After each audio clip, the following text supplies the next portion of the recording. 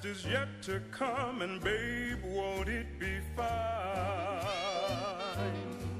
You think you've seen the sun, but you ain't seen it shine. Hello everyone, welcome once again to Ask the Treksperts, the show where we answer your questions about Star Trek. I'm Captain Logan. And I'm Sarah. And Sarah, today's question comes from Pink Yellow Eater, who asks, if you're a non-Trekkie and you're thinking about dabbling into Star Trek, what should you do? And specifically, he says, what episodes would it be a good idea to check out? There are tons of Star Trek episodes. There are over 700 episodes. Indeed. I throw that number around all the time. There's that many. And so a lot to choose from.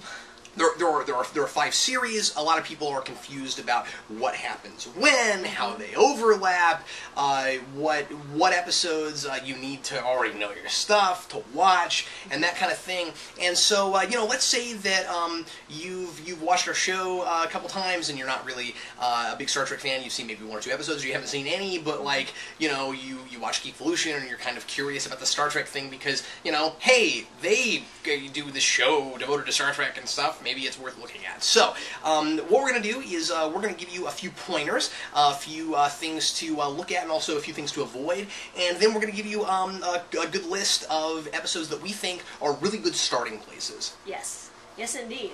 And the first thing I would mention is don't start with first season anything except maybe the original series. Except original series. And it is so weird to say that for most TV shows, I know, but most of Star Trek series did not have very good first seasons. They were very rocky starting off. It took a while for the show to find their footing. Original series is interesting because the majority of its best episodes are in the first season. Yes. And so that is certainly the place to start for original series, and we'll get to that a little bit later. But the thing that turns people off from Star Trek sometimes is they look at a first season, be it TNG, DS9, Voyager, Enterprise, and they see something that looks unpolished, that looks a little bit unfinished. Their characters aren't quite off the ground, that kind of thing. So yeah, just avoid first season. Right. Second, we would say start with the original series, TNG, Next Generation, or Deep Space Nine. Or DS9, depending on who you are. I'd say, for the most part, begin with TOS or TNG, but if you're the kind of person who avoids Star Trek because it's too episodic, where you want something more serialized, then those people should start with Deep Space Nine. There are a number of people who aren't big Star Trek fans across the board who are DS9ers. Sure. Hardcore DS9ers. Where they love that series, but they really can't get into the rest of it. And because it is pretty different in format to the rest of the series. Yeah, and the majority of DS9 is really an ongoing story, much like a lot of things that came after it. Because in the 90s, this kind of thing was just starting to get off the ground, and now it's more the norm. So you had Babylon 5, and you had DS9 that were starting around the same time, that kind of thing going on. And then later on, we can name tons of them. But most recently, you had Battlestar Galactica, which is kind of the and of course Ron Moore was doing that show, and Battlestar Galactica is kind of the epitome of that kind of format, where it takes place in a short span of time, and it's really detailed, and you have to watch all of it to have any idea what you're looking at, that kind of thing. DS9 started was kind of starting that format a little bit, so it was helping out with that. Yeah, and I would say that DS9 is more character-driven, whereas the other Trek shows are generally more plot-driven. And not that the characters don't get development during the other series, but it's more in the background, I would say. They don't evolve quite as much, and there's not as much. And quite as fast. Or quite as quickly as in DS9. The character arcs that happen in those shows are episodic. They're a 45-minute story, whereas your character arcs in DS9 are spanning a whole series. Entire 7 seasons. That's right. Right. So yeah, it just depends on where you want to start. The other thing I wanted to say about that is I would say that if your initial interest in Star Trek came from the new film, because this is happening a lot because the film was so successful, there's a lot of people going, oh, well, I'd like more of that. Yeah.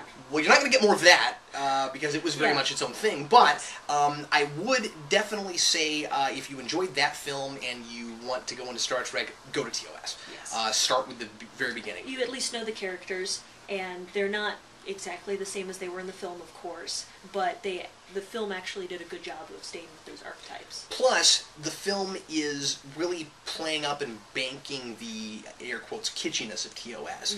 And I think that it helps springboard people who may have otherwise thought that TOS was too silly to be taken seriously, and where they might actually more appreciate that about it. There were a lot of people who saw that movie and went back and watched the original series who have either thought, oh, this is actually cool, I never thought it would be, or even liked the show better than the movie, because they started to realize what science fiction was. Sure. So it's really neat that that's happening. Yeah, that is so that's what I great. would say for those folks. And if you're the kind of person who has tried to watch TOS and couldn't deal with it, then later TNG. Yes, definitely. And if you just like, I don't know, 90s television, later TNG. Yeah. You know, I mean... Which was the epitome of... Exactly. good And 90s television, TNG turned out to be my favorite series, and I think it's yours as well. Absolutely. And, I don't know, it's just, we like most of everything, but that's our favorite, so... Next point. Okay, next point. Watching the movies doesn't necessarily prepare you for the Trek series as a whole. That's right. It's not necessarily a bad place to start. No, but it's hard to jump, if you watch all the movies or watch several movies, it's hard to go from there then into the series. It doesn't necessarily establish the rules of the universe is the thing. It's the movies are very much standalone. 2 and 3 and 4 are kind of a trilogy, and so they're really good as a group. But I mean, like, you know, you're not necessarily going to watch Wrath of Khan and then go watch TNG or even TOS and go, oh, I now understand the Star Trek universe. Yeah, well, and just going from film to television, they're different formats, and they have, the mediums have different rules in and of themselves, and so. It's just such a different feel. I can see a person who doesn't watch Star Trek regularly feel like those are apples and oranges and go, well, how is this even set in the same universe? It's, you know, it's not difficult for us, but we've been watching these things for a long time. Yeah. I would say if you want to get into Star Trek, the movies are great, but really check out the series and start with a couple episodes. Before we go on, let's talk for just a minute about how you got into Star Trek, because you know, different people do this different ways, and the point I want to make here in doing that is to show that there are so many different interests in Star Trek that you're bound to find something that you'll latch on to. Certainly, yeah. I mean, before I met Captain Logan, I had not watched a single episode of Star Trek.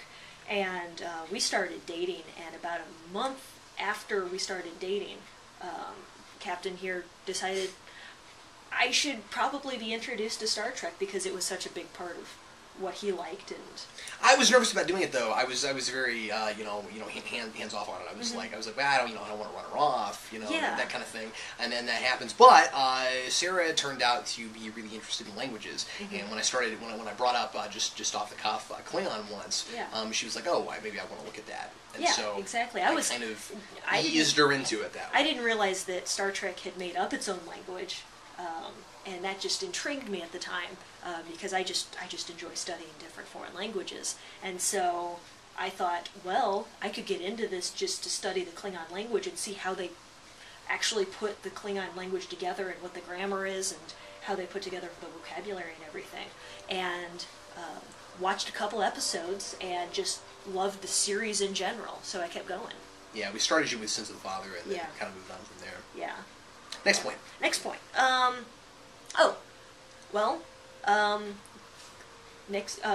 Original series is available for streaming online. Right, yeah. People are naturally going to wonder where they can get this stuff, and of course, naturally, everybody knows if you have a Netflix account, just get the discs. But for the various episodes, and by the way, the episodes we're going to mention later on, if you do happen to have a Netflix account, you can go on to StarTrek.com, and I believe it's still set up to where they've overhauled it, and they're actually doing stuff with it now because it was not being maintained for a while. But if you go there, I believe it's still set up, and I think it's on Wikipedia this way too, where it'll tell you which episodes are on which discs, and so then you can just go in and get the disc for the episode you want to watch instead of having to get the whole season. But anyway, if you want to just go on your computer and watch things, the TOS and Enterprise are both available. Of course, we're not really condoning starting with Enterprise. Because it's we talk about this a lot, but I mean, it's really contrary to the rest of canon in a whole lot of ways, and we won't get into it. B, it's not nearly as smart of a show as the others, and C, and probably most important, it is a prequel, and very much is playing, as much as they wanted to bring in new fans with it, it was very much not really working unless you already knew some stuff. Yeah, I think. It was a prequel, but it felt like a real sequel, even though it took place in the past. But yeah, you can watch all full 79 episodes of original series on YouTube. They're all streaming there. So yeah, and then okay. So what episodes should we start with? Would we recommend people start with? We're going to start with TOS. Okay. And basically we're just going to give you kind of a laundry list of episodes that we think are really good places to start.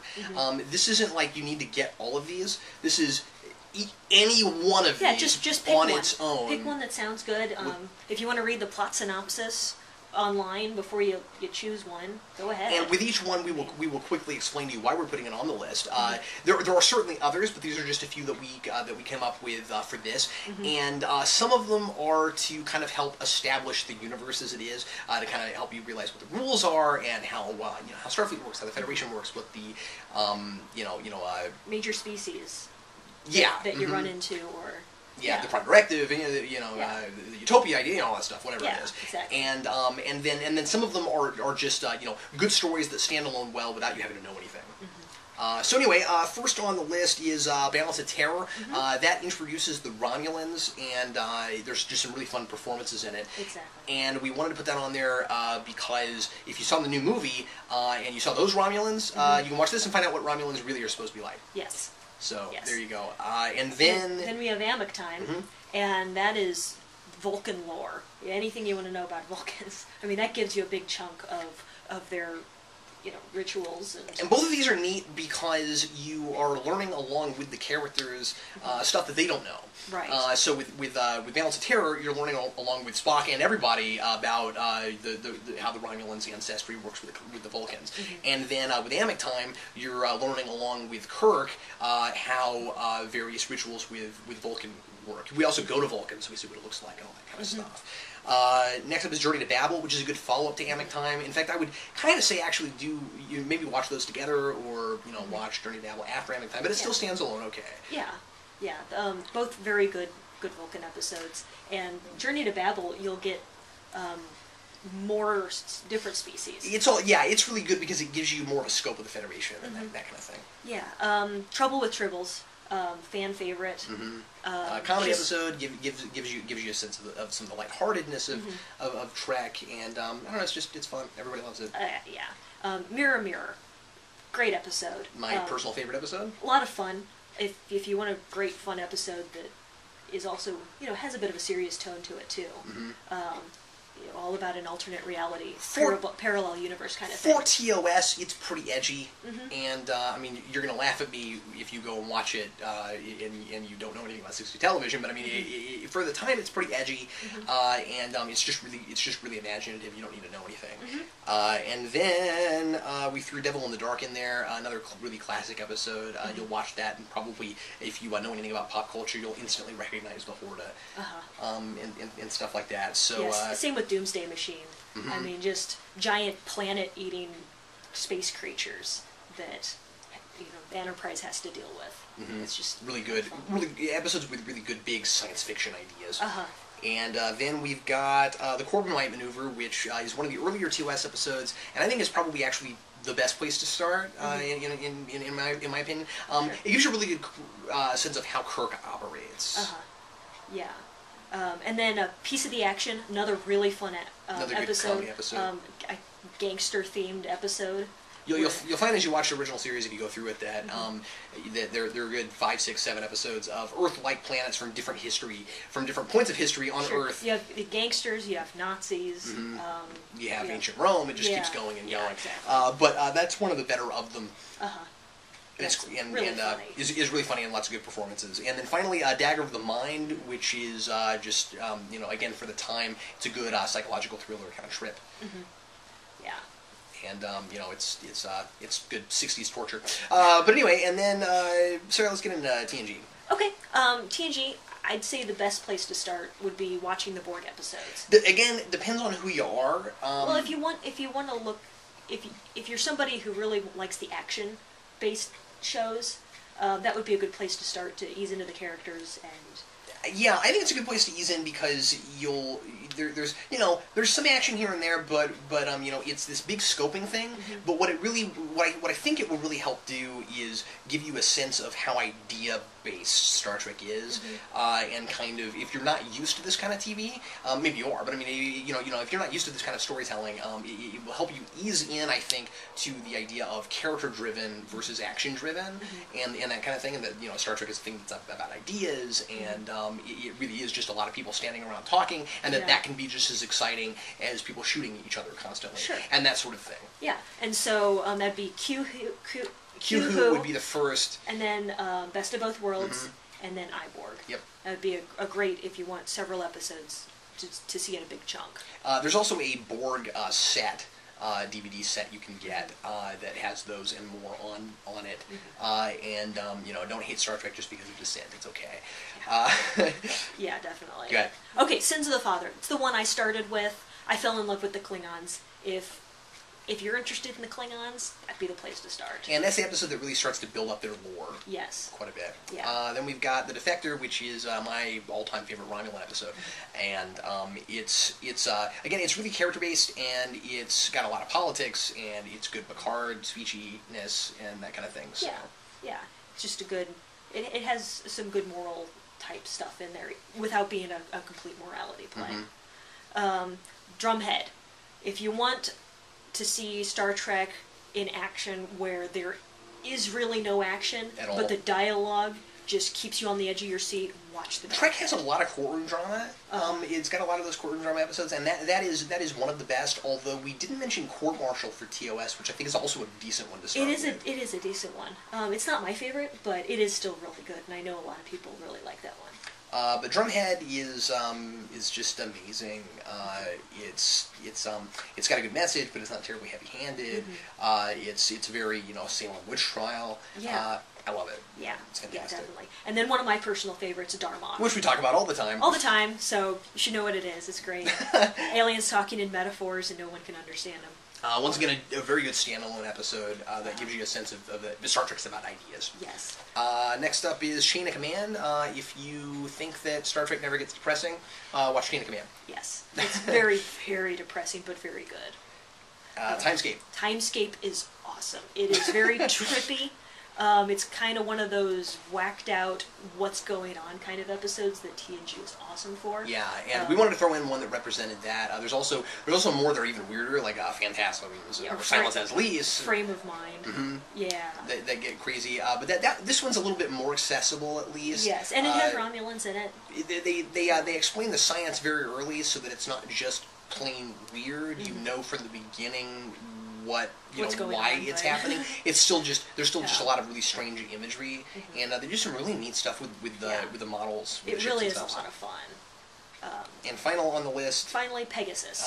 That's the final season, and again, it's still a really good standalone. So it's a great Riker episode. It has Terry O'Quinn from Lost, and it's again, we put a lot of Romulan episodes on here.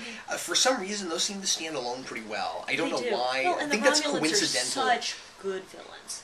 I mean, I like the Klingons too, but the Romulans just are really good villains. Well, I've always found that the Klingons are really interesting as a culture, but they don't make villains the way that the Romulans do. Well, and especially by TNG when they're actually not villains. I mean, except for the ones that are. They're sort of allies, uneasy allies sometimes, but really allies.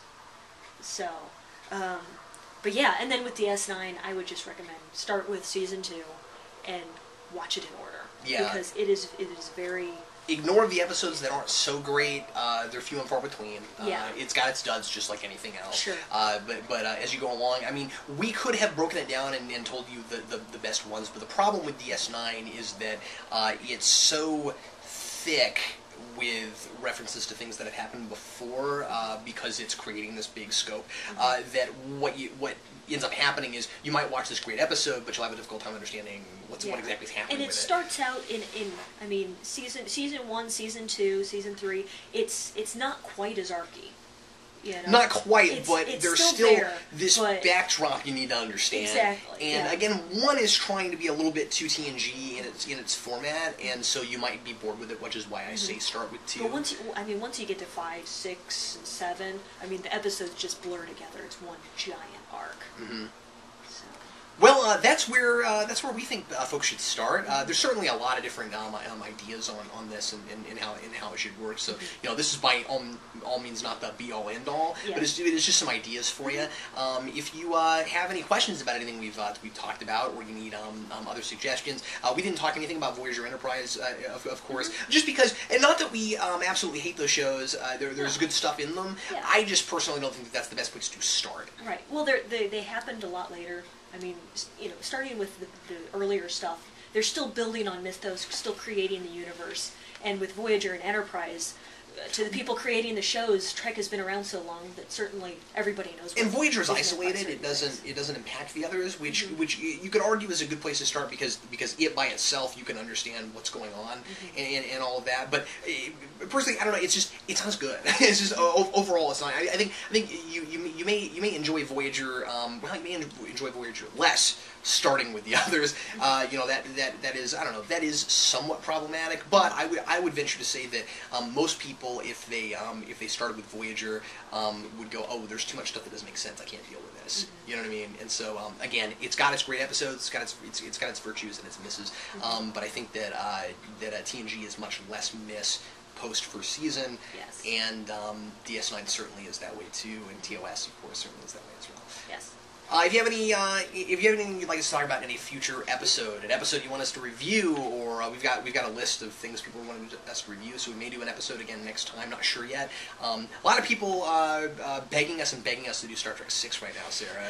Okay. I don't know if you want to jump around with the movies or if you want to just kind of go in order, but I don't know. I kind of want to put that one off, but that's just my personal opinion. We'll try to review some more stuff for you later on. And thanks a lot for watching. I'm Captain Logan. And I'm Sarah. And we'll see you next time. The best is yet to come.